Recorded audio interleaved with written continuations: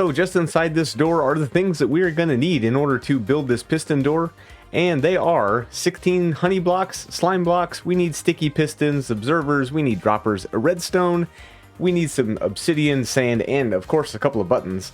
And then you also need the things to decorate the opening of your door just like this, and also what goes on the slime blocks and honey blocks, which move up and down. Now I used copper, and that is pretty expensive, so you might want to use something else other than this, but I think that looks pretty good.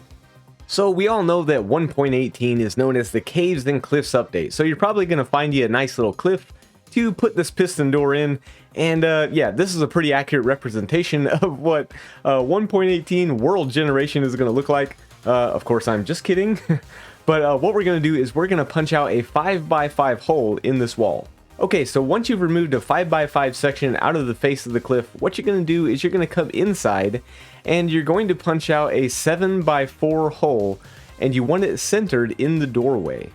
You also need to make this 8 blocks deep. So the next step, we're going to take some obsidian and we're going to start right here, and we're going to go all the way up to the top of the door frame. So right here, and then the same on the other side.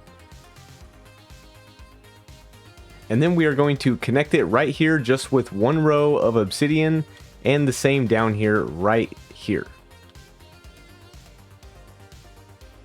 Now instead of using obsidian, you could use furnaces, but it's just a personal preference. Okay, so now we're going to start construction on the actual flying machine piston door itself. So what you're going to do is you're going to take some observers and you're going to place them right here along that, and then you're going to take your sticky pistons and place them on the bottom of those. Then you're going to take some slime blocks and you're going to come down like this. You're going to come down 1, 2, 3, 4. We want to come down 5. And then we're going to alternate with our honey blocks.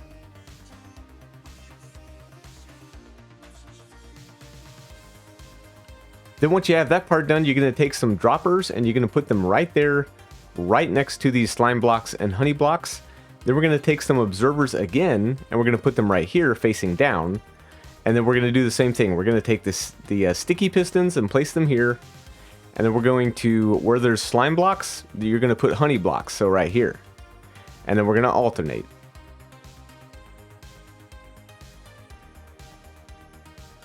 Okay, next you can take any block you want and place them right here in front of these droppers. Then you're going to come out 2 and forward 1, just like this.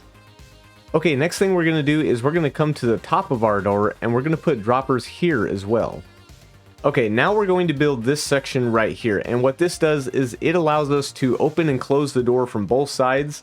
No matter what button we push, it will activate our flying machine and open and close the door. Alright, so first we're going to start with our observer and we're going to place one here and on top of it, and then break this one. Then we're going to take our slime blocks and we're going to come up 1, 2, 3, and 4. And then we're going to take a sticky piston and place it facing toward the slime blocks. So now we're going to take another sticky piston and place it right here.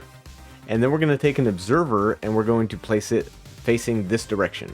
And then on top of the sticky piston, you're going to place 2 things of sand just like this, with an observer facing toward that sand, just like that. So whenever these sand blocks come up, it will activate that observer, which will activate our door. Okay, now what we're going to do is we're going to take a couple more blocks and place them right here, and then we're going to take some redstone dust and we're going to place it right in front of all of these droppers, just like that, and we also want to put one right there.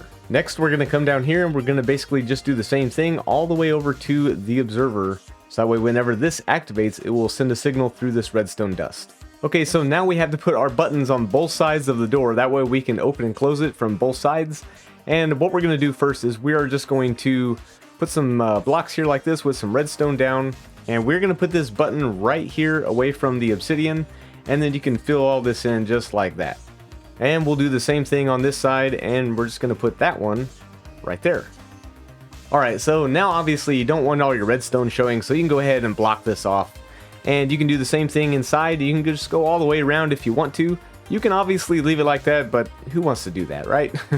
Alright, so the next thing we're going to do is we're just going to decorate our door, and you can do it any way you want to. Now, last time I used copper, but I'm going to go with something a little bit cheaper this time. So yeah, that's just a little bit cheaper. Netherite blocks, I mean, no big deal, right? Okay, so we're pretty much done now. Now all you have to do is just fill in the sides here so that way you can't see any air gaps, and who needs a leaky house anyway, right? Okay, so now we're just going to test if this thing works from the outside and on the inside. And it does. Very nice. All right. So you are all done with that tutorial, so congratulations, have a cup of coffee, and give yourself a mustache because I think you made Mumbo Jumbo very proud. And this is the sad part of the episode where I have to say goodbye. So if you liked it, please do hit that like button, subscribe if you're not subscribed, and I will see you guys in the next episode. Remember to take care and be nice.